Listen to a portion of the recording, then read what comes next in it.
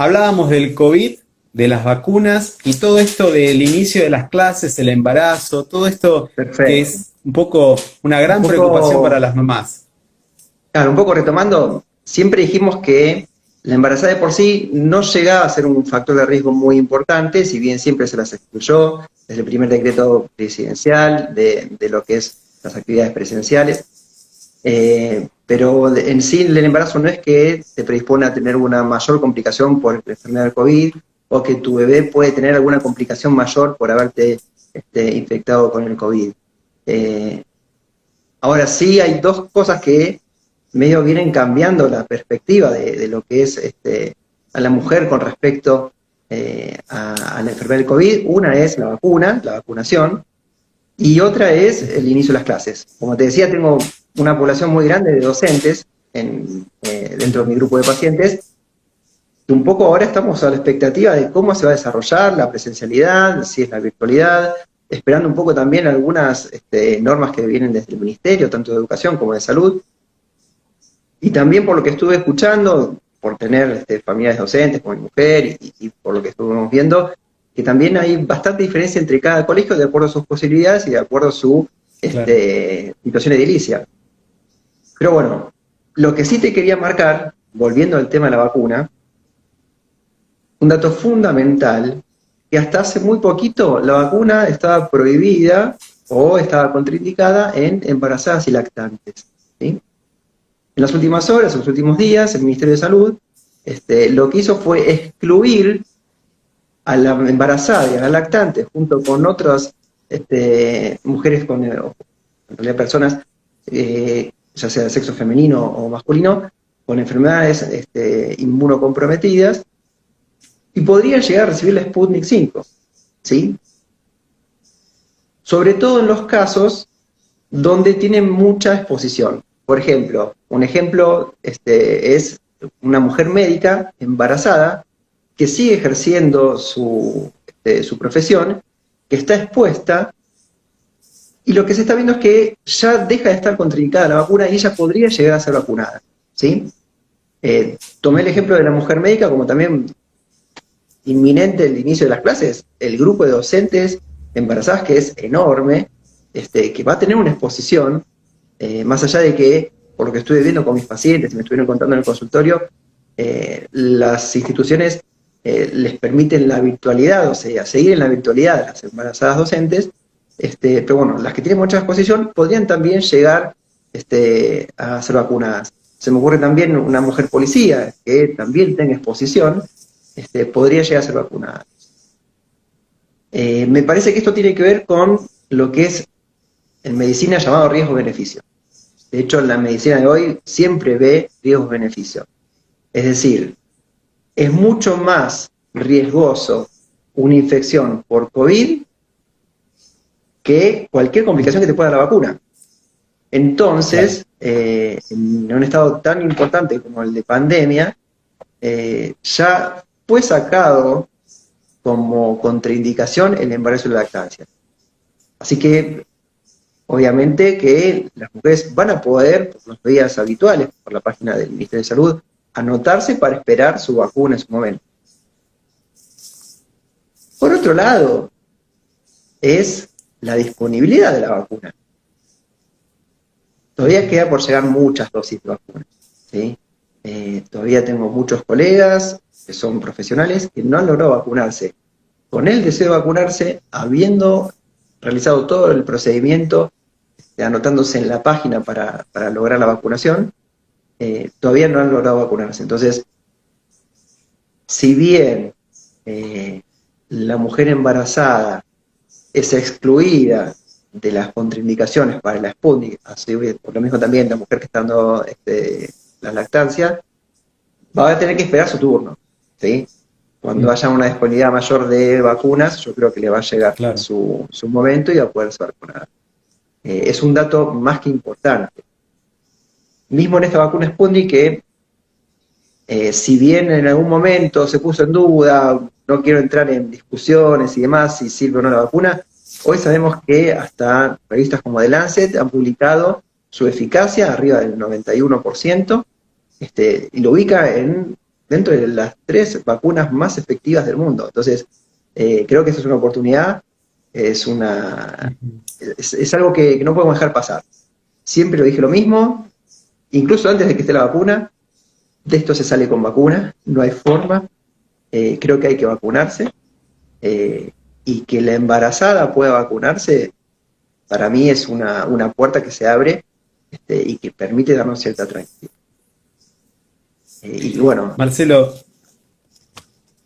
alguien que está compartiendo aquí en este vivo, me dice, mi hija está embarazada, está operada cardiológicamente, y ¿qué riesgos hay, no es cierto? O sea, ya sea por la vacuna o por una situación vinculada a esto de la pandemia, ¿no es cierto?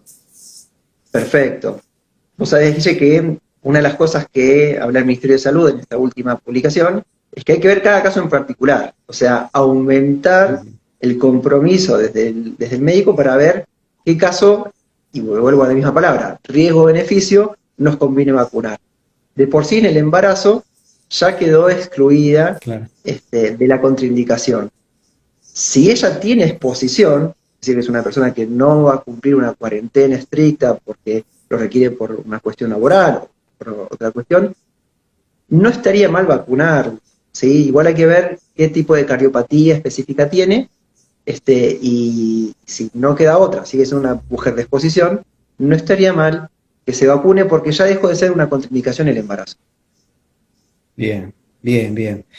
Marce, antes de cambiar de tema, creo que fuiste muy claro con el tema del COVID, la vacuna, ¿no es cierto? Los riesgos, los pros, los contras, ¿no es cierto? Y lo importante, ¿no? De hacer la consulta, ¿no es cierto? De ver cada caso en particular, ¿no es cierto? Esto es la importancia de recurrir al médico y no dar o sea, hay mucho temor, ¿no es cierto? Muchas mamás tienen temor. Voy ahora, en plena pandemia, al consultorio, ¿no es cierto? Entonces, Y algo frente que a quiero esta marcar, dificultad, Guillermo, si me dejas marcar, es lo dinámico que es esto, cómo las cosas van cambiando, cómo sí, hace sí, sí, unas semanas esta vacuna estaba contraindicada en la embarazada y hoy ya no. Y así van a ir pasando un claro, montón de cosas, por lo cual es importante mantenerse informado, es importante comprometerse, saber qué caso, como hablábamos recién, cada caso es un caso diferente, un caso particular, no dejar de consultar, obviamente, claro. pero estar bien atentos porque las cosas van cambiando, para mí en mucho aspecto para bien. El miedo está bueno para prender alarmas, no para paralizar. Creo que hay que seguir consultando, seguir avanzando y ver hasta dónde podemos lograr el mejor objetivo. Bien, bien, es así, Marcelo.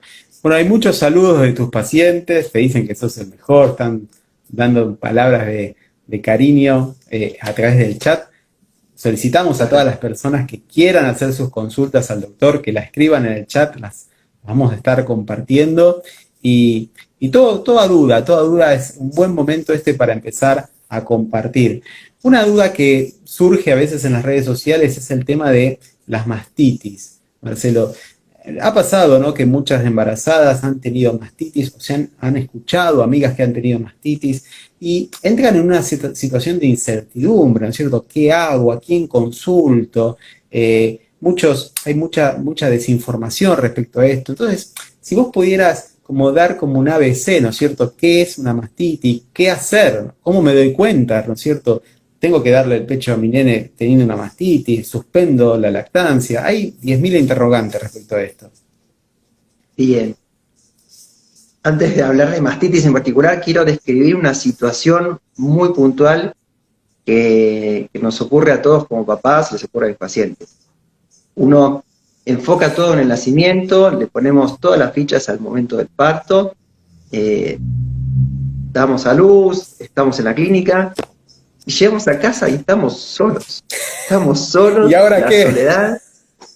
Es así, con un nuevo integrante en la familia, que si tenemos hijos nos tenemos que organizar, y si es el primero no sabemos qué hacer. Y en el medio está la lactancia, que si bien es algo grosísimo y muy, muy copado en cuanto a lo vincular, en cuanto a lo alimenticio, en cuanto a lo nutricional, en cuanto a lo que es las defensas para el bebé, tenemos tanta información sobre esto. Acá me saco el sombrero siempre, todos mis pacientes me felicitan al curso que se otorga en la clínica, la charla de lactancia, el que organiza Lucía, porque es fabuloso y abre un montón la cabeza, ¿sí? Entonces, no es raro que sea un signo de pregunta la lactancia, un Ujú. poco porque depositamos toda la energía en lo que es el parto y a veces nos olvidamos del después Claro. que es muy importante también. Y es un periodo muy largo a veces, que requiere de un trabajo. Yo siempre digo lo mismo. Al principio la lactancia es un trabajo 24 horas, 7 por 7. Es todo el día conocerse, generar el vínculo, mejorar la técnica, ¿sí? Pero bueno, cuando esto falla, aparece lo que se llama la mastitis, ¿sí? Hago una pequeña introducción también. En medicina, cuando estudiamos en los primeros años, hay una ley que dice que todo líquido que se estanca se infecta, ¿sí? Todo líquido que se estanca se infecta. Entonces, líquido en el cuerpo humano que no circule, se puede infectar, ¿sí? Una situación muy particular que es cuando llego a casa, me encuentro con la lactancia y a veces es difícil. Entonces, les decía que la mastitis es cuando en algún momento el pecho va cambiando primero la consistencia, después el enrojecimiento, la temperatura local, y uno puede levantar fiebre, eh, a causa de que no logramos evacuar toda la leche, ¿sí? Esto es importante porque a veces nos pasa que tenemos una muy buena producción, tenemos una muy buena prendida, pero hay sectores del pecho que no logramos vaciar. Es decir, que nuestro bebé se alimenta bien, Ujú. alcanza con el resto de los sectores o cuadrantes del pecho y hay algún sector que no logramos evacuar. Yo te decía que esto es algo Ujú. progresivo, ¿no? Primero el dolor y el endurecimiento de la zona, después el enrojecimiento, temperatura local y temperatura corporal. No tenemos que llegar a la última etapa, que es el absceso. Cuando ya está coleccionado, ¿sí? Eh, es una colección de leche que se termina infectando, termina siendo pus, ese es el estadio final. Tenemos que tratar de evitar. Volviendo al origen de esto, lo primero que tenemos que hacer es lograr que la leche circule. Claro. Si la mamá logra cada 4 o 5 horas que el pecho esté completamente blando, ¿sí? Si es posible solamente con la succión del bebé, de presión también con masaje, antiguamente se usaba calor, hoy también se puede usar frío, o con cualquier producto. Yo no soy muy de recomendar en primera instancia el sacaleche, pero la idea es que si logro que el pecho esté blandito, en forma completa, sin ningún sector duro, cada 4 o 5 horas, la mastitis nunca va a aparecer, ¿sí? Ese es el gran secreto. Una vez que esté instaurada, lo primero que hay que hacer es consultar, ¿sí? Consultar al médico porque esa mastitis puede ir avanzando hasta el episodio de absceso y es un poco más difícil el tratamiento. ¿Sí? A veces tiene tratamiento quirúrgico y es más difícil también volver a lactar, ¿sí? Por suerte, si bien en un momento se hablaba de que el absceso era, o la resolución del absceso era para suspender la lactancia, tengo varios pacientes, y hoy lo estoy tratando de hacer, que incluso llegando al absceso puerperal por el pecho, han logrado recuperar la lactancia. Pero es difícil. Lo han logrado unas pocas, Ujú. con mucho riesgo, mucho seguimiento, pero se puede relactar incluso a partir del absceso. Tratemos de evitarlo, de todas formas, ¿no? Claro. Bien, bien, bien, muy bien. ¿Algún síntoma a prestar atención? La fiebre, por ejemplo, algo que de alguna forma a la mamá le ayude a decir no tengo que ver a un especialista. Sí, por suerte el cuerpo siempre nos avisa. Nos avisa con Ujú. dolor, nos avisa con fiebre, y ese es un motivo de consulta. La fiebre posterior a un nacimiento eh, tiene que ser consultada, porque aparte no podemos olvidar el evento obstétrico, ¿sí? Ya sea por parto o por cesárea, existe la infección del útero. Entonces, uno a veces se queda confiado, no, tengo el pecho medio duro, hice 39 de fiebre, debe ser por la lactancia, Y podemos estar olvidando que tenemos una infección uterina. Entonces, la Mm, temperatura, sobre todo la temperatura mayor a 38 grados, que persiste en el tiempo por más de 24 o 48 horas, siempre es motivo de consulta. bien, bien, Descartamos todo bien, lo Marce. quirúrgico si es necesaria, descartamos lo uterino y nos encargamos del pecho. Pero no puede no ser consultado. Bien. Marcelo, muchos comentarios agradeciendo. Dicen las mamás que se tranquilizan mucho escuchándote. Te agradecen este espacio en vivo. Hay muchas consultas que nos están haciendo a través del chat. Preguntan si es recomendable esto de embarazarse en este tiempo de pandemia, ¿no? ¿Es algo inoportuno? ¿Cuál es tu opinión respecto a esto? ¿Es preferible esperar un poco?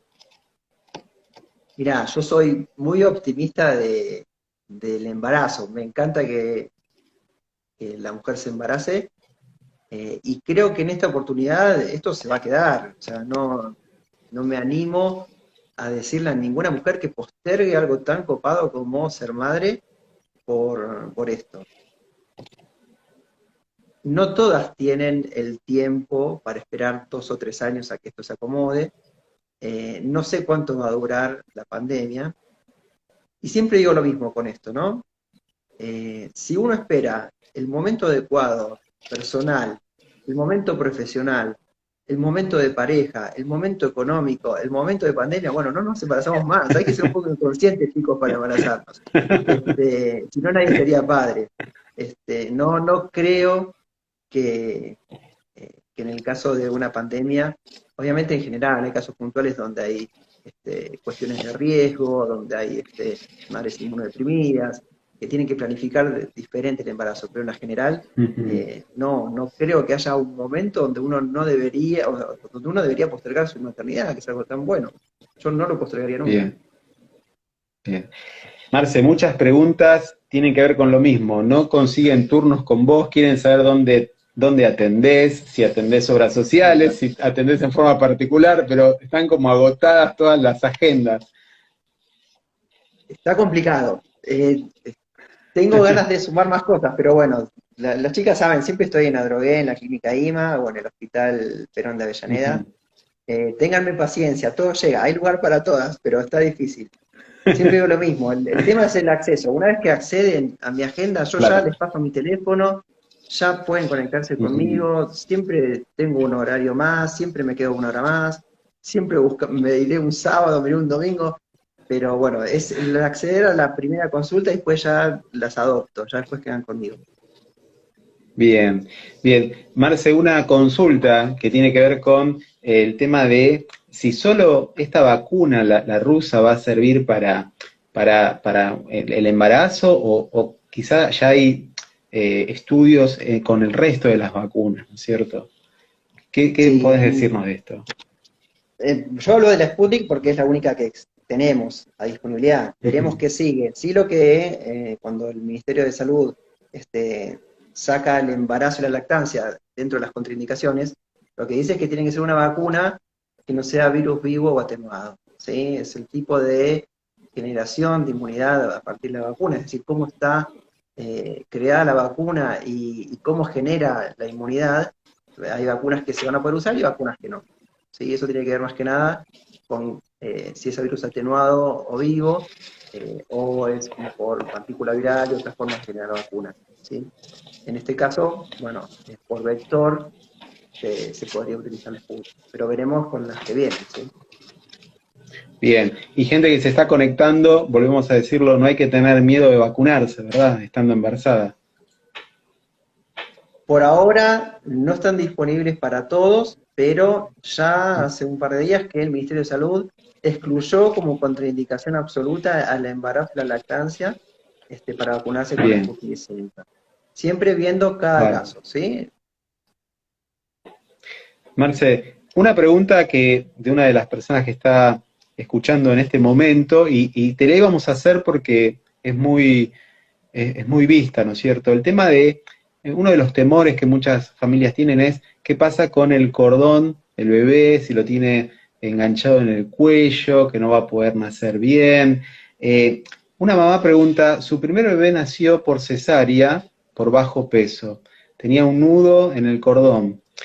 ¿Puede esto volver a ocurrir? ¿Esto se puede detectar antes, quizá con algún estudio? ¿Qué nos puedes decir de esto del cordón?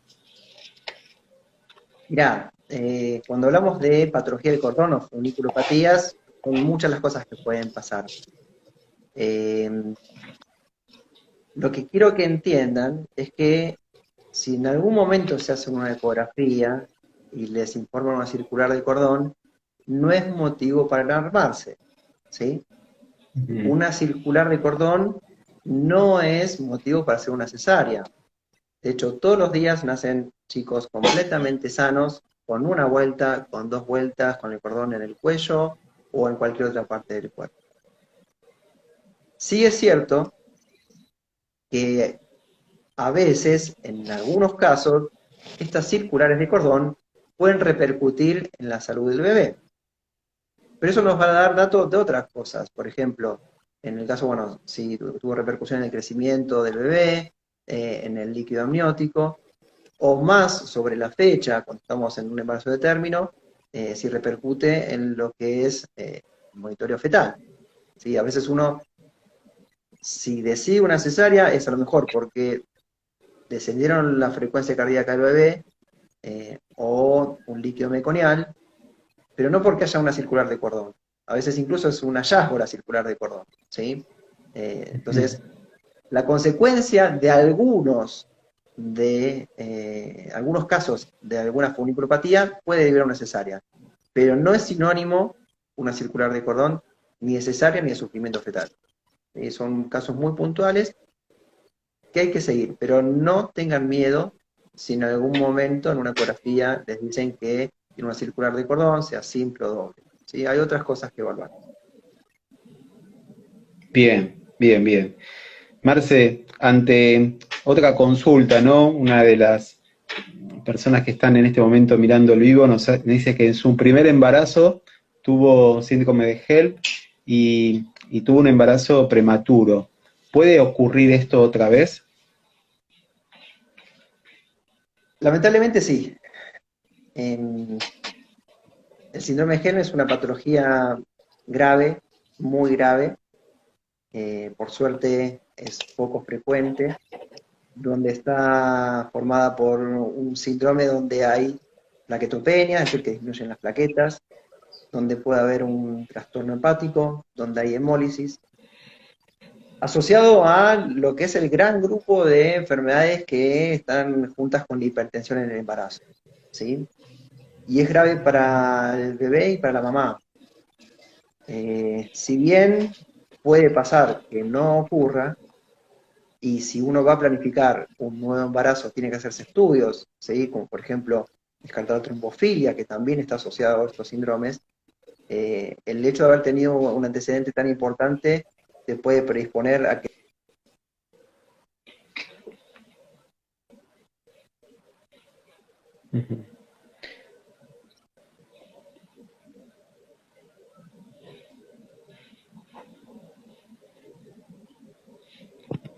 Estamos perdiendo conexión, no sé si Marcelo nos estás escuchando.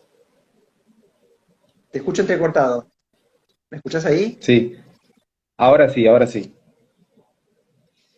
No sé si se entendió lo del gel. Sí, pudiste compartir y eso se escuchó sin problema, ¿sí? Así que te agradecemos esta pregunta que una mamá preguntó respecto a esta patología, ¿no es cierto? Una consulta que muchas veces las mamás se empiezan a preguntar es qué llevar el día del parto, ¿no es cierto? Y empiezan a empacar, por decirlo de una forma, desde un bolsito y terminan con valijas, ¿no? Porque realmente todo por las dudas. Y es una consulta que muchas veces hemos recibido y les queríamos transmitir que en el sitio web del doctor hay un artículo especial sobre qué llevar el día del parto. Ahí hay una lista con un montón de productos que son quizá esenciales y necesarios para, de alguna manera, estar en el sanatorio y el hospital sin mayor dificultad. Pueden encontrarlo en el blog marcelomoresco.com, ¿sí? También otra consulta que muchas veces las mamás se hacían, Marce, es el tema de los medicamentos, ¿sí?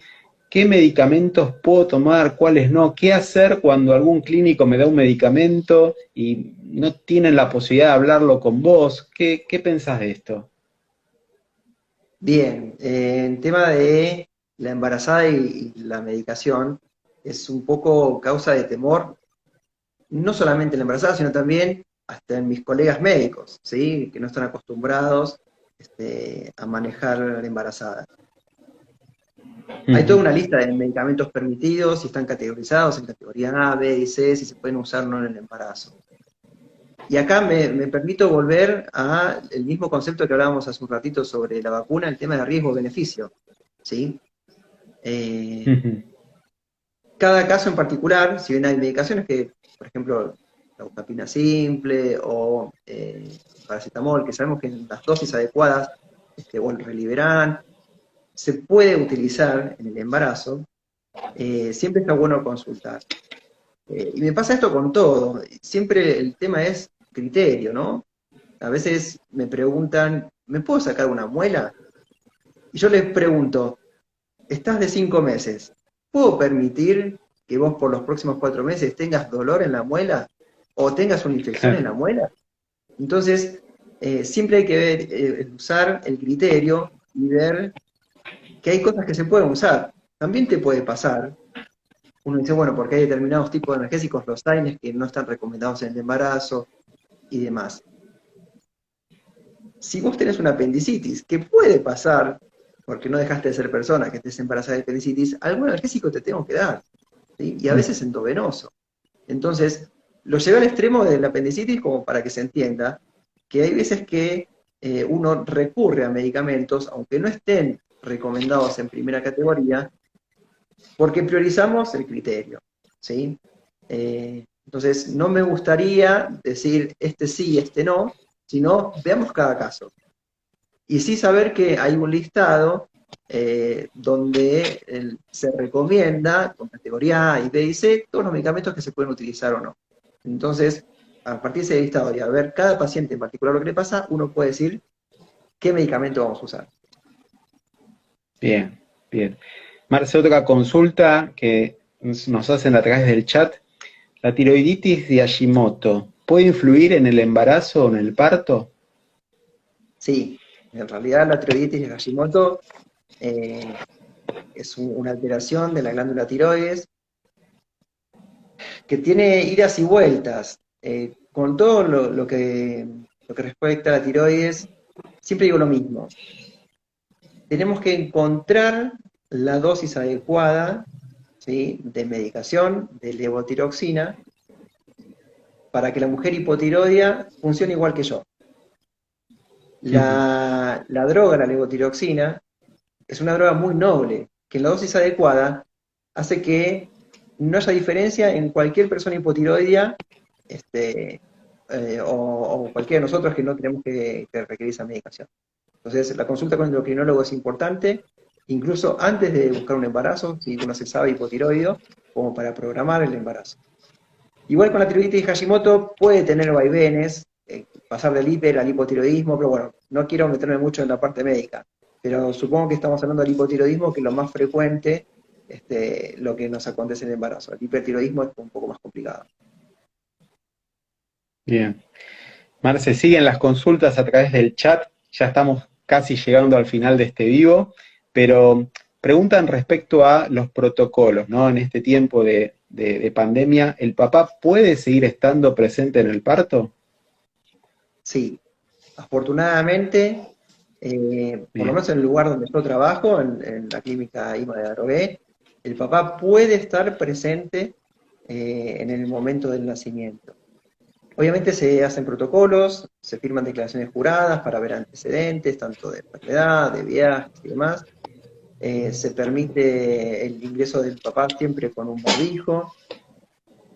Puede estar presente tanto en el parto como en la cesárea. Y esto es importante recalcar. En la cesárea, igualmente, tratamos de mantener una distancia, un distanciamiento social con el equipo quirúrgico, el anestesiólogo, Ujú. instrumentador y demás, como para cuidarnos entre todos. pero tratamos de emular un nacimiento muy parecido a como era hace un año. Siempre lo mismo, el papá no es que puede estar, el papá tiene que estar. Tengo muy buenos recuerdos de ese momento, en mi primer momento como papá, en Mm, esa situación. No quiero que nadie se la pierda. Entonces, no solamente puede estar, sino que recomiendo que esté y debería estar. bien. Marce, siguen las Ojo, una preguntas. salvedad. Eh, Es una salvedad. sí. Hablamos de papá porque es lo más habitual, pero cualquier acompañante, ¿sí? Pareja del mismo sexo, o madre o amigo, puede acompañar a la mamá en ese momento, ¿sí? No es una Mm, cuestión prioritaria del papá. Y recomiendo que sea un momento vivido de a dos. Que la mujer, la embarazada protagonista, pueda elegir con quién, y poder disfrutar ese momento de a dos. bien, bien, bien, bien. Bien, acá comentamos, ¿no? Que este vivo va a quedar grabado, ¿sí? Para poder después, bueno, verlo o compartirlo, ¿no es cierto? Muchos agradecimientos, muchas palabras lindas, Marce, agradecidas por este espacio y por todo lo que realmente, cómo desarrollas tu profesión. Acá pregunta una mamá que está embarazada, dice que trabaja en un hogar de ancianos y si puede trabajar en forma presencial. ¿Cuál sería tu recomendación? Bien, en primera instancia, los cuidados de siempre, ¿no? El lavado de manos, el distanciamiento, el barbijo, si se quiere usar máscara también. En segunda instancia, vamos a ver qué pasa con la vacuna. Ella creo que sería una de las candidatas, lo que hablábamos al principio, Ujú, de por exposición claro. laboral, ser candidata a ser una de las primeras en vacunarse. Pero no es que sea una complicación que trabaje, por lo menos ya no lo es. En un principio, cuando salió el primer decreto presidencial, sí estaban excluidas o exceptuadas de trabajar. Hoy ya no Ujú, tanto, están buscando la forma de poder tener una vida habitual, a pesar de la pandemia y estar embarazada. entiendo, sí, sí. ¿En qué caso se puede tomar prenatal? Es una de las consultas que nos hacen a través del chat. ¿Licencia prenatal, me decís? O Sí, dice, ¿en qué caso se puede tomar prenatal? Puede ser que se refiere a las licencias. supongo que debe ser una licencia. O sea, cuando hablamos de licencias, están las licencias ordinarias, que de acuerdo al empleador, las más frecuentes son 45 días antes, o hasta 45 días después, pero supongo que se debe referir a las licencias extraoficiales, y tiene que ver con el embarazo de riesgo, ¿sí? Lo más frecuente Ujú, son las amenazas de aborto, las amenazas de parto prematuro, pero también puede haber cuestiones como placenta previa total, meteorragias de la segunda etapa del embarazo, los casos graves de hipertensión y diabetes. En realidad todo el embarazo de riesgo puede necesitar reposo o falta de exposición a lo laboral. sí, creo que se refiere a las vitaminas prenatales. Acá aclaran. Ah, otra cosa. Bien, con respecto a eso, eh, cuando hablamos de vitaminas hablamos de un grupo muy grande, ¿no? No quiero hablar del ácido fólico, que sí o sí está bueno comenzar a tomarlo incluso antes de quedar embarazada. No quiero hablar del hierro, porque es una prescripción que tiene que ver con un estado de anemia muy, muy frecuente en el embarazo, sino que vamos a hablar de los polivitamínicos. Ujú, En este caso sabemos que mal no te van a hacer. Los polivitamínicos mal no te van a hacer. Ahora me pregunto si en una población donde se alimenta bien, donde la panza crece, si se justifica agregar una medicación más, ¿sí? Ahora van a venir toda la gente del laboratorio a decirme de todo, pero en mi caso no suelo indicarlos de rutina. El polivitamínico no lo suelo indicar de rutina, sino que voy viendo cómo crece la panza, cómo aumenta de peso la embarazada, sí, cómo vienen los laboratorios, pero no suelo usarlo de rutina. Diferentes son las cosas básicas, como pueden ser el ácido fólico o el hierro en anemia, algunas cuestiones con el calcio y demás. pero no soy de medicar porque sí un polivitamínico. Bien, bien, bien. Bien, Marce, estamos llegando ya casi al final del vivo porque, bueno, sabemos que Instagram nos permite estar una hora transmitiendo y hay muchas más consultas, muchos interrogantes. Agradecemos a todas las mamás y los papás que se conectan, ¿no es cierto?, en esta transmisión, ¿sí? Agradeciéndote todo lo que transmitís, ¿no es cierto? Muchos te agradecen, muchos se quedan tranquilos al escucharte, muchos están pidiendo que amplíes tu agenda o que tengas más consultorios como para que puedan seguir atendiéndose. Así que, Marcelo, te agradecemos. Hay más consultas que seguramente en otros espacios, en otros vivos vamos a estar haciendo. Y agradecemos tu participación, Marce, como siempre. No, muchas gracias a vos, Guillermo. En realidad, lo que busco es que este sea también un espacio más, ¿sí? Como es el consultorio, como es el curso, que sea un espacio más para dar tranquilidad, para pasarla bien el embarazo, para detectar cuestiones que nos pueden ayudar, los embarazos de riesgo y demás, que sea un espacio más, que ojalá que sirva, nada más que eso. Y muchas gracias por todo, obviamente. No, por favor, gracias a vos. Decimos que este Instagram va a estar grabado, lo vamos a subir a tu sitio web, Marcelo, www.marcelomoresco.com. Ahí pueden ver estos vivos y también un montón de otros artículos que tienen que ver, ¿no?, con el tema de el embarazo, ¿sí? Así que les invitamos a que visiten el aula virtual. Marcelo, y a toda la gente linda que estuvo del otro lado, les agradecemos la participación. Muchas gracias, Guillermo. Abrazo para todos.